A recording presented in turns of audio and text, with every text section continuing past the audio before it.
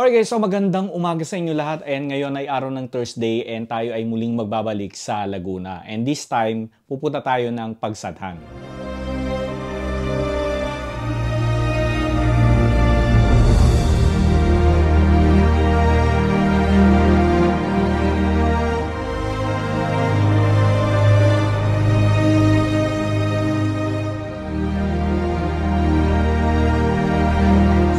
Tayong magbabalik sa Laguna and puntahan natin itong lumang bahay na itinayo pa from 1800s and i-convert nila into a restaurant. Ito yung Balay Ilocos. Pero balita ko hindi na raw Balay Ilocos, ibang restaurant na yung umuupa dito. Alamin nga natin.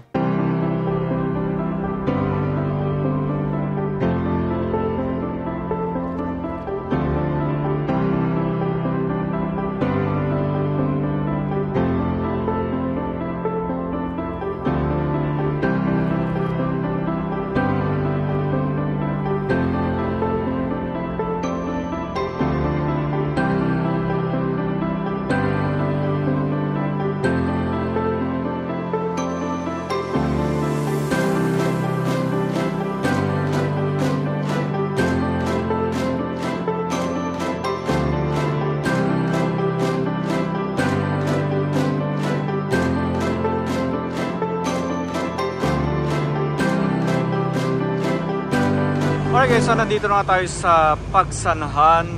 So mula rito sa Pagsanhan, Heritage Town. So Heritage Town na siya kasi marami tayong makikitang mga ancestral house dito. Ito lang talaga yung pakay ko na puntahan. Dapat dito kami kakain sa dating Balay Ilocos. Pero ayan, kaya lang hindi na siya Balay Ilocos. Ano to? Mucho Dineros na siya. So nag-iba na. So lumang bahay siya from Spanish colonial time. Tapos kinonvert into restaurant.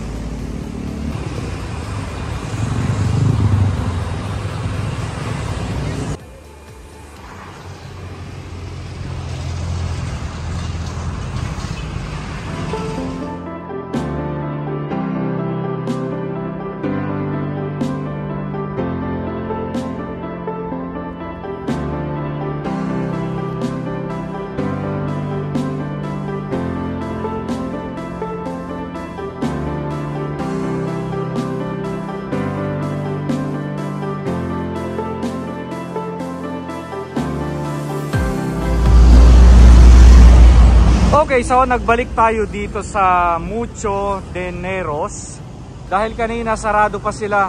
So ngayon bukas na, kaya pasok na tayo sa loob para makita natin yung lumang bahay. Okay, so ulitin ko lang, ito ay dating Balay Ilocos. So Ilocano restaurant ito dati. Pero ngayon siguro simula nung pandemic nawala na sila. And iba na yung umuupa ngayon dito. Ayan.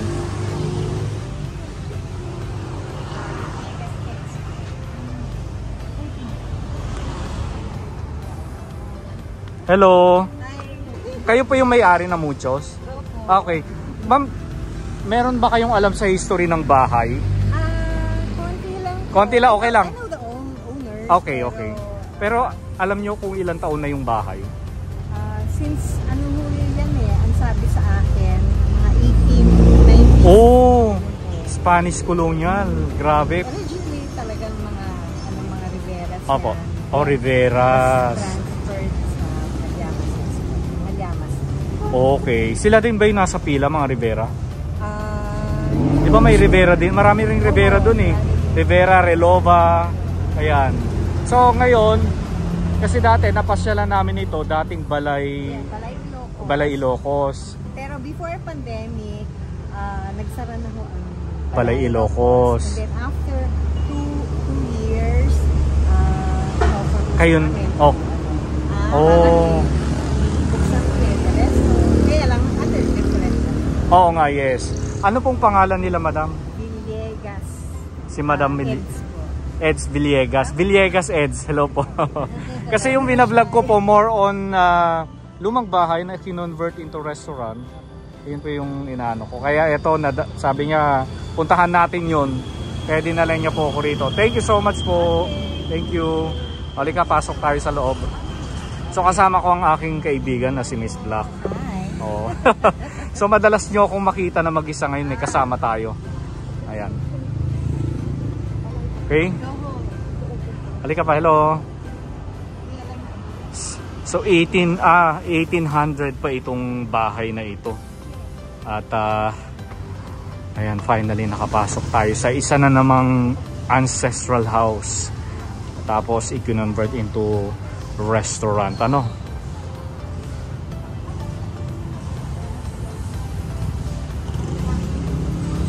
Galing. So kung makikita mo yung bahay, ano, mapapansin mo walang pinalitan. Siguro meron pero minor lang yung mga pinalitan. Kasi yung sahig, makikita mo, ayan, iba na repair. Pero makikita mo yan pa rin talaga yung mismong flooring. Dito nga tayo.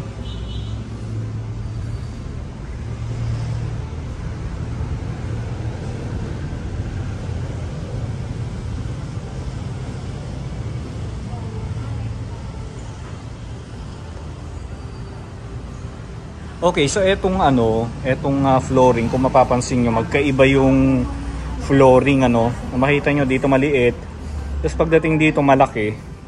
Kasi sabi ni Madam, eto daw malalaking flooring, used to be a room. So kwarto lahat yan. Tapos dito, eto yung pinakasala nila. Kung makikita nyo, maliliit lang yung kahoy. Ayan, o. Ayan. So hanggang dyan yung kwarto. Ayan, kwarto yan. Ayan, mga kwarto. Ayan, mga room. Ito room din daw ito dati. Okay.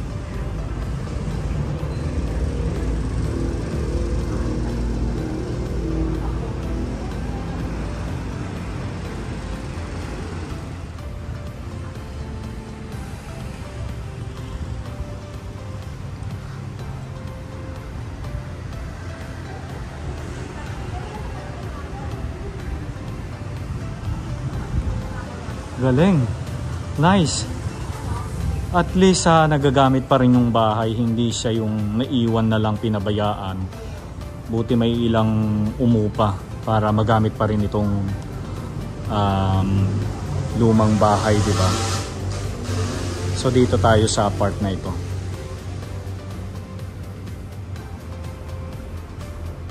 Okay. So dun sa mga kababayan natin, try nyo itong kanilang restaurant dito. And para makaikot-ikot din kayo dito sa Pagsanhan Heritage Town nila, yung dinaanan natin kanina, maraming mga lumang bahay na pwede nyo ring mabisita.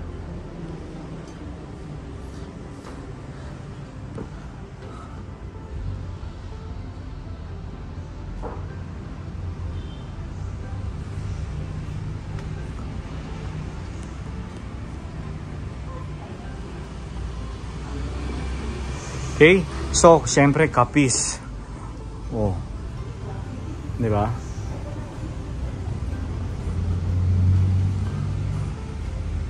So mamaya ipapakita ko sa inyo yung kanilang menu para may idea kayo kung ano yung mga siniserve nila na food dito.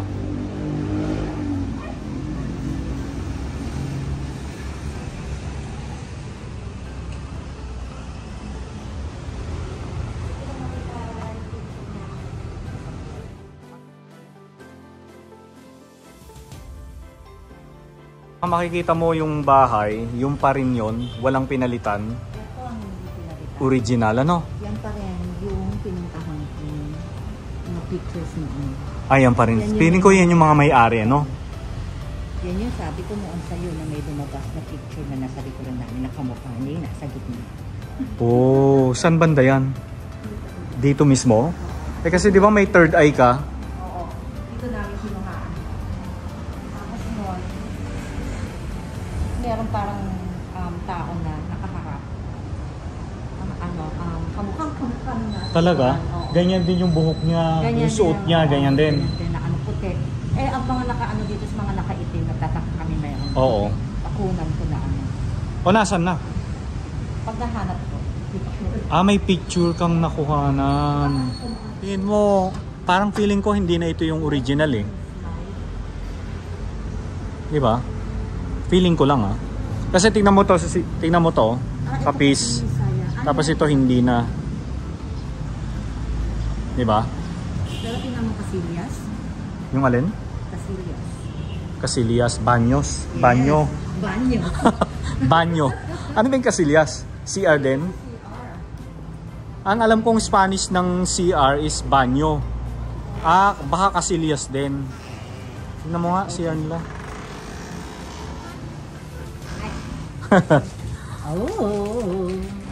Ayan na. Nawala na rin siya. Sino po yung anak ng may-ari, madam?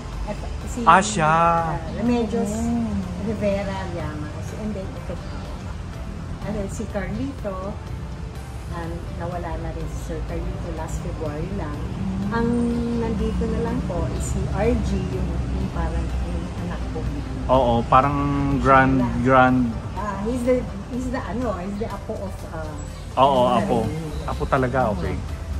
Ang galing. And that's the great grandparents. Ang parents ko is itong dalawa. Ayun. Ito po yung husband ni Tita. Okay. Pero yung nasa left side? Yung husband ko niya. Okay. So, parents niya ito, no? Parents niya itong mother niya is the one who lived there.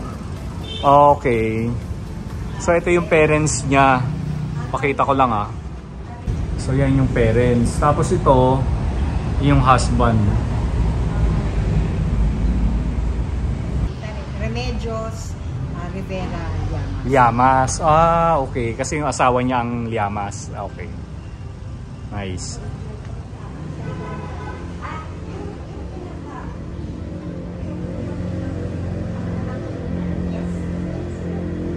Kita mo yung mga dingding nila nung araw. Mulabi kaya yan, Nara? Mga solid. Solid, yes. Grabe, no? Ang galing. Tapos yung ibaba nito, the silo, yes, ginawa nila dati, bodega. Kaya lang we converted it sa events hall. Parang ito na. Events hall. Event. Yes, noon ang daming Diyan namin inaano sa Naga. And then every Wednesday we have ballroom. Yes, kagabi may ballroom. Yun yung nakikita mo nasa post nila. Oo. Di ba? Parang may ballroom kami. Oo. Dito. Kagabi is inaano nila yung Halloween Part ballroom, okay. Kaya pala may ganitong design sa harap, no? Ito naman, the other night naman ito, yung Dr. Feliciano, yung family and friends, i-rent itong Upper, okay. For them to celebrate. They came and lahat. What's yung kaya pala nakakita. Yes. After this, yan. After November 1st, i-ano na namin for Christmas. Oo, iba na naman yung trip. Kailangan natin bumalik dito para makita natin yung... Balik tayo dito December, ha? Yes. Miss Black. Ayan, babalik tayo. Madam, sorry ha, ano nga pala uli pangalan nila? Eds Villegas. Eds Villegas. Ay, maraming salamat po. Alam mo ba noong araw hindi sila gumagamit ng pako? Di ba? Lahat dugtong lang. During the Spanish era, mga ano yan Hapon ang nagpauso niyan Eto kaya, napaisip ako, ano kaya to may pako? At saka yung wood yata na ginagamit nila masyadong matigas. Molave, Nara, sa mga pako. Oo, yes, oo. Totoo. Ganda pa rin. Oo, nakaka-amaze. Yung mga renovation, Oo. Ayaw ng alin po? Ayaw ipapa-renovate or ng may-ari. ipapa-repaint Okay. or i-change whatever Kailangan the same. Pero ang hirap mag-restore, madam, no? Mahal. Para kang nagpagawa ng bagong bahay. Kasi kailangan pag nag-restore ka, yung katulad nung nawala na yun, kailangan pareho. I think this December yung anak na yata. Yan, marami na kasi nito, sila na ang Magre-restore, mag-aayos. yung dating mahal. Alam nila Ayan, halika, baba tayo. So kagabi daw merong Halloween party, kaya makikita nyo may mga Halloween decor dito. So baba tayo, tingnan natin yung pinakailalim. Ayan. So itong ilalim na to used to be a garage. Tapos ang ginawa ng bagong may-ari ng Mucho de Neros, inopen nila yung mismong baba, ayan o, para meron silang lugar pag nag-i-events. Ito. O diba may billiard pa? The billiard is iniwan din Ng Balay Ilocos? Okay. Wala na silang, ang laki kasi.